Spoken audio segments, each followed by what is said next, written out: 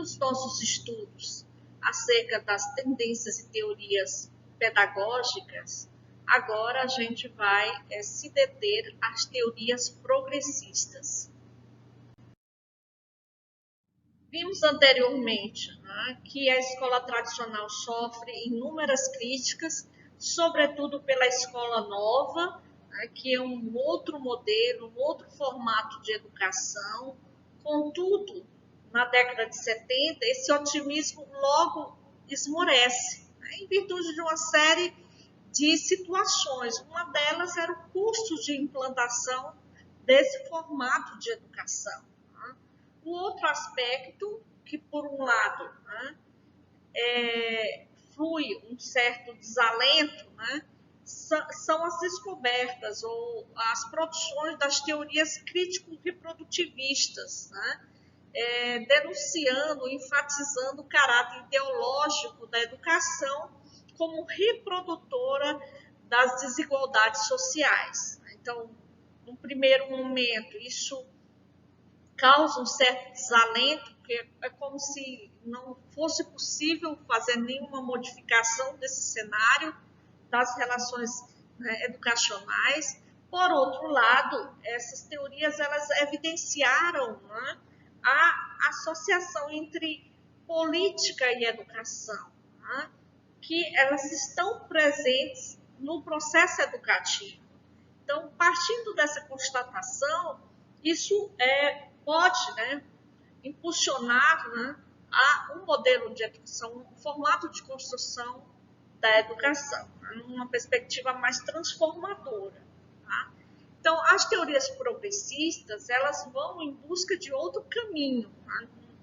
Não o caminho da tradicional e nem o caminho da escola nova, por mais inovadora que fosse, né? Então, essa nova concepção, né, ela busca um outro tipo de educação, que é uma formação integral do sujeito, né, e que as perspectivas se modificam. Tá? Esse termo progressista foi utilizado pela primeira vez por George Snyder em um de seus livros, né, para caracterizar as teorias, né, que buscam mudanças e transformações. Tá? No entanto, nem todos os teóricos se identificam com essa nomenclatura, com esse termo. Existem diferentes nuances, né, do pensamento progressista e se autodenominam de outras formas, né? Vamos ver aqui. Quais são as características gerais das teorias progressistas? Partimos aqui das preocupações comuns, né? Uma delas, né, tem a ver com a relação entre educação e transformação social, né? Isso vai se dar desde o momento que se evidenciou o caráter político da educação. É, né? Uma contribuição das teorias crítico-reprodutivistas. Né? E aí percebe-se a escola que ela pode, né, ser vista para além dos elementos de continuidade ou de reprodução da desigualdade. Ela pode romper com esses processos à medida que é possível, né, em seu ambiente, né, problematizar a realidade e se trabalhar as contradições sociais.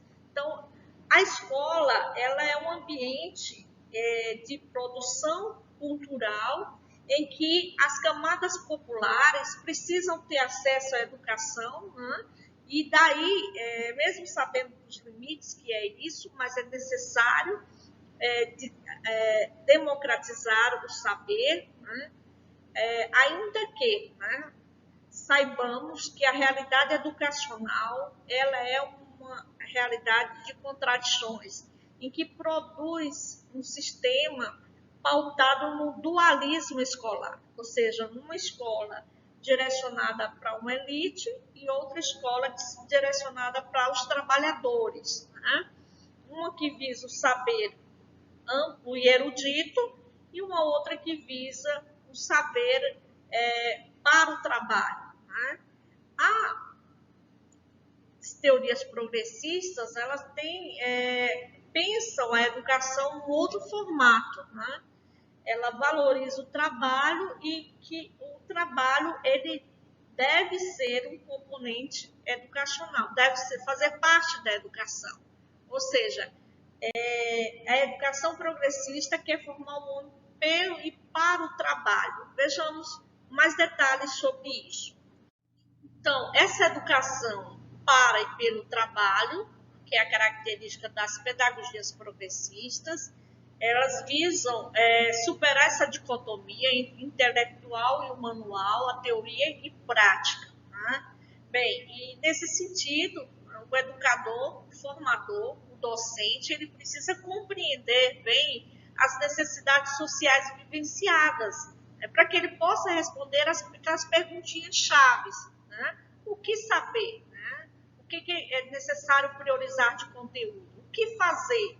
Né? Metodologia e para que fazer? Né? Então, voltar-se para os aspectos históricos sociais dos sujeitos, dos educandos. Né?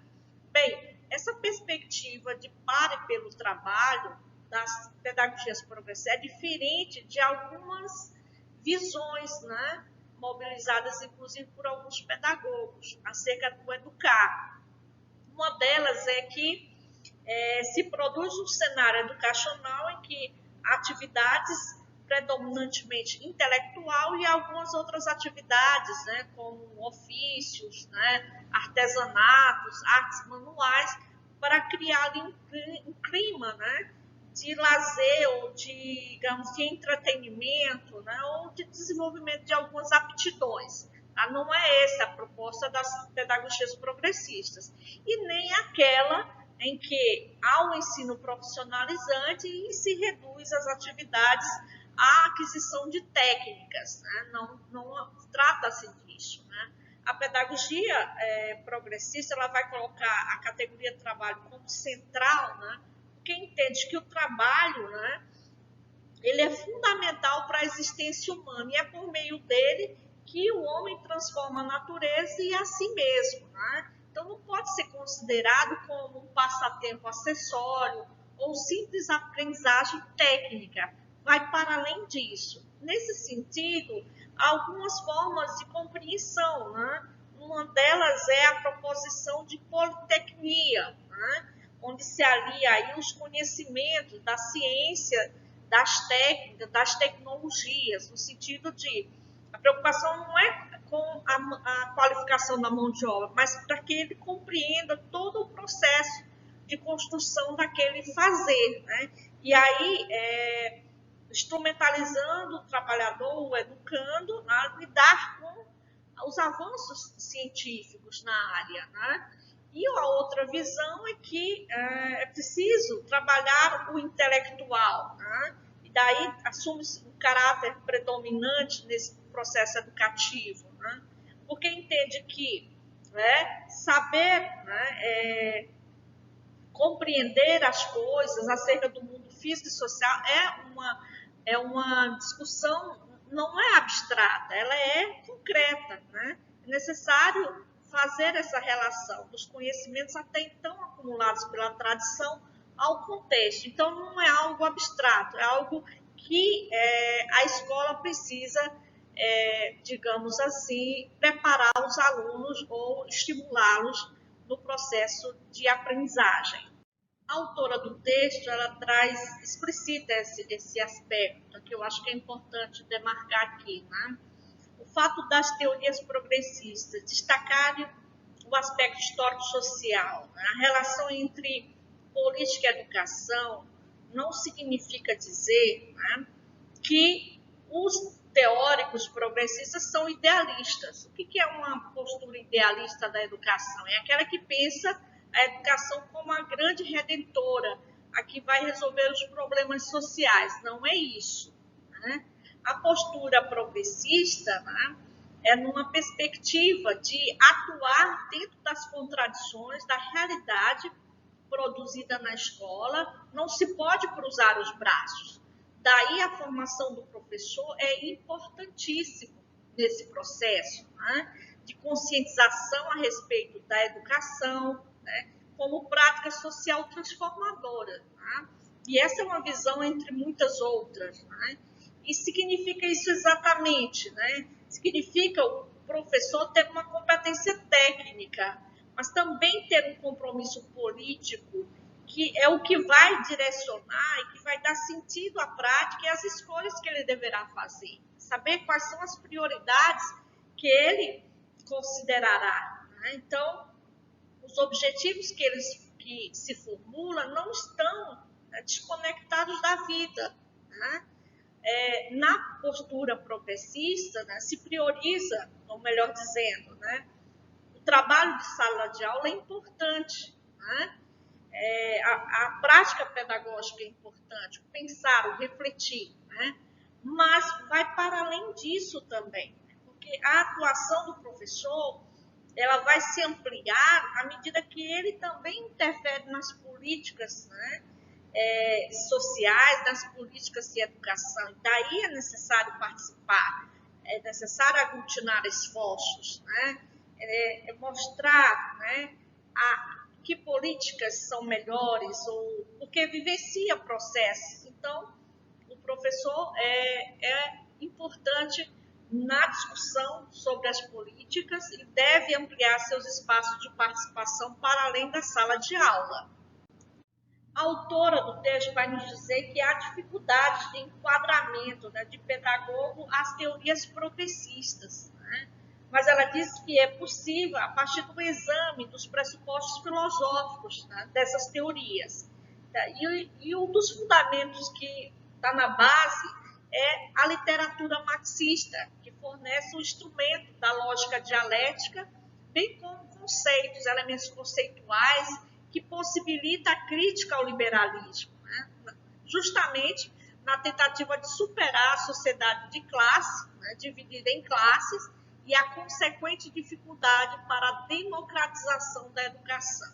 Então, a lista é extensa. Né? Há pedagogos soviéticos, entre eles aí Macarenko, italianos como Gramsci, francês como Freinet, Vasque, que é espanhol, né?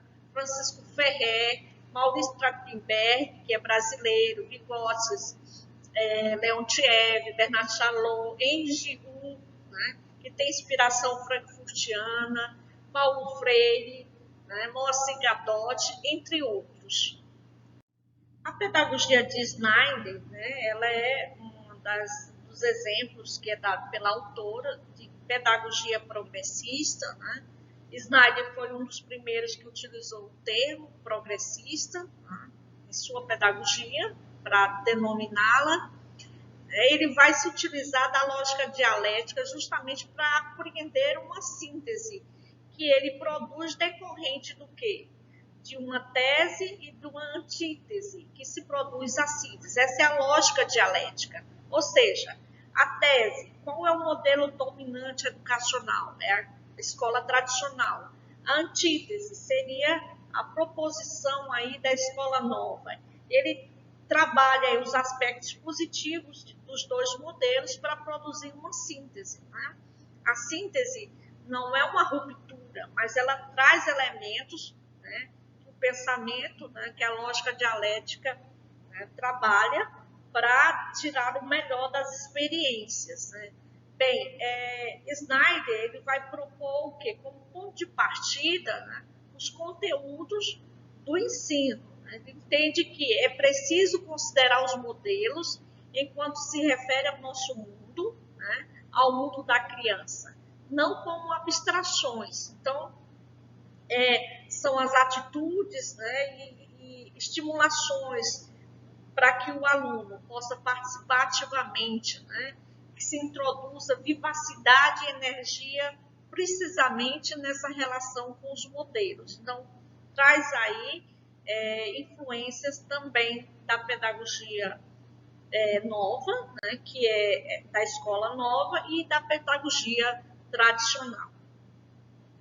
Ainda dessa perspectiva de utilização da lógica dialética, né, Snyder vai superar uma visão ahistórica do homem, aquela visão essencialista, metafísica, por uma perspectiva histórico-social. Então, os modelos de moral não é uma moral abstrata, mas é a moral que ele percebe que é uma moral burguesa e uma moral proletária. Né?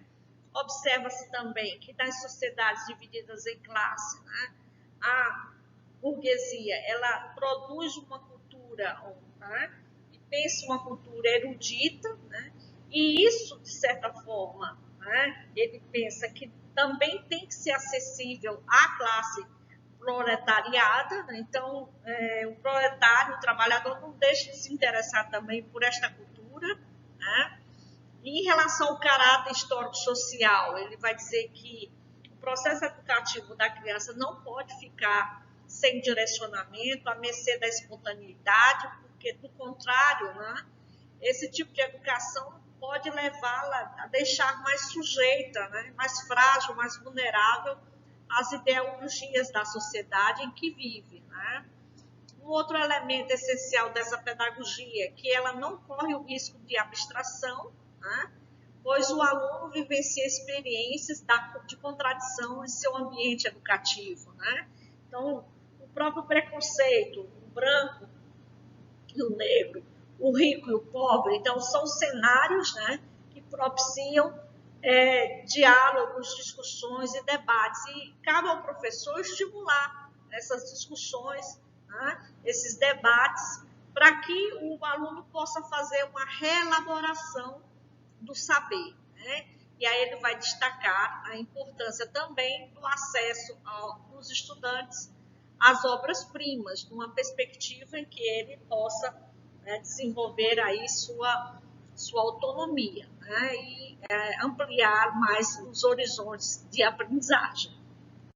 A autora vai nos dar uma ideia geral do que é a pedagogia histórico-crítica, né? E ela começa identificando as preocupações que ocorriam pelos teóricos, né, europeus, né, que ela vai dizer que não era só deles, mas também de um dos principais articuladores das pedagogias, da pedagogia histórico-crítica, no caso, Demerval Saviani, né? Tanto os europeus como o Demerval, ele se preocupava com os altos índices de exclusão nas escolas, né? Essa pedagogia também já foi chamada de outros nomes, pedagogia dialética, pedagogia crítico-social dos conteúdos, né? A base do pensamento de Demerval Saviani é Gramsci, Marx, Kozik, Chuchodowski, Snyder e Álvaro Vieira Pinto, né? Ele, a partir desses referenciais, ele analisou e essas análises ele reformulou, né, para o contexto brasileiro. Bem, entre os seus diferentes estudos está um, né, que a autora destaca, que é os estudos da Lei de Diretrizes e Bases da Educação, tá? Mais especificamente o anteprojeto de 1948, né, onde ele vai discutir a inexistência de um sistema educacional brasileiro, né, tendo em vista, né, que a falta disso vai se dar justamente pela falta de planejamento, a importação e a improvisação de teorias, né?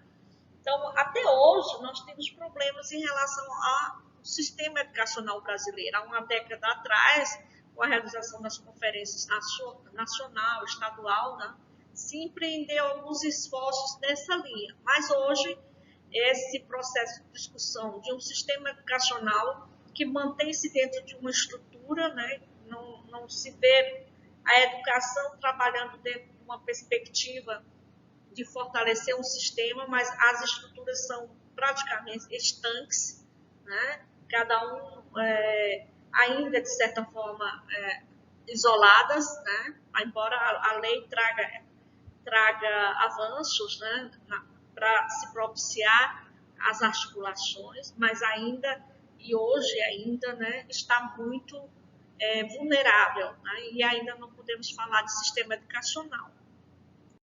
A tarefa da pedagogia histórico-crítica, ela vai nos dizer que consiste na tentativa de reverter esse quadro. Que quadro é esse? O quadro de descontinuidade das práticas educativas, o fato de não haver um sistema educacional, isso fragmenta as lutas, né? Fragmenta as políticas educacionais. Então, é necessário aí trabalhar o processo educativo. A educação entra como mediadora do processo de transformação social. Isso não quer dizer que a visão de Demerval Saviani é idealista, não é. Ela tem base materialista e dialética, né? Parte da categoria trabalho e pensa a produção do saber a partir do material e do não material, né?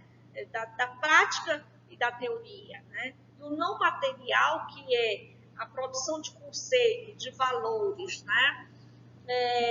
De cultura, né? Essa produção é preciso aprender, né?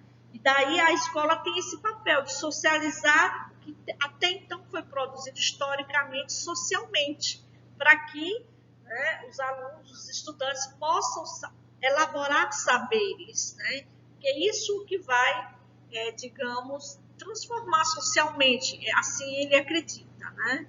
Bem, essa tendência, né, existem inúmeros educadores, entre eles estão o Libânio, José Carlos Libânio, né, o Carlos Roberto Jamil Cury e Guiomar Namo, entre outros.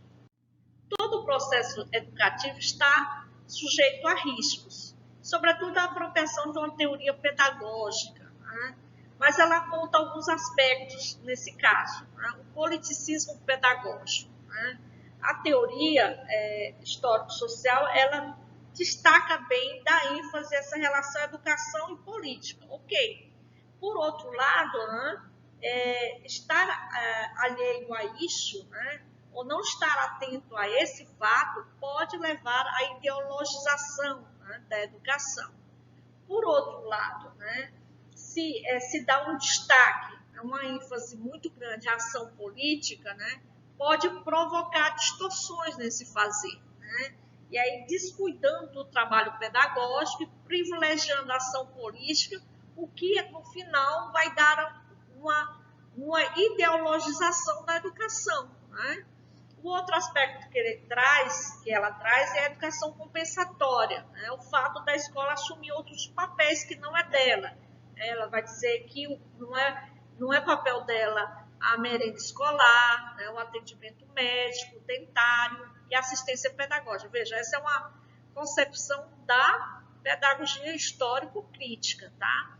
O outro aspecto que ela diz é a falsa democracia em sala de aula. Então, orientam-se não só em direção à democratização das oportunidades de ensino, mas também supõe que o trabalho exercido na escola não seja autoritário. Então, é preciso que a prática, né, de democracia ela permeie a sala de aula e também para além da sala de aula.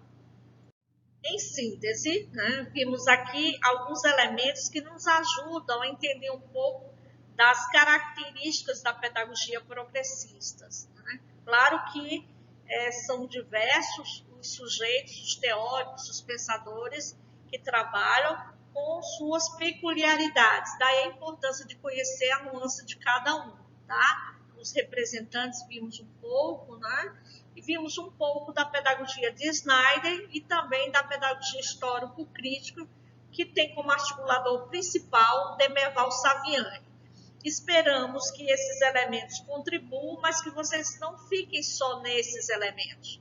É necessário pesquisar, né? Até porque a prática de vocês precisa estar fundamentada, né, em teorias, né, em perspectivas filosóficas, para ajudar no avanço da construção do fazer docente. Ficamos por aqui. Obrigada.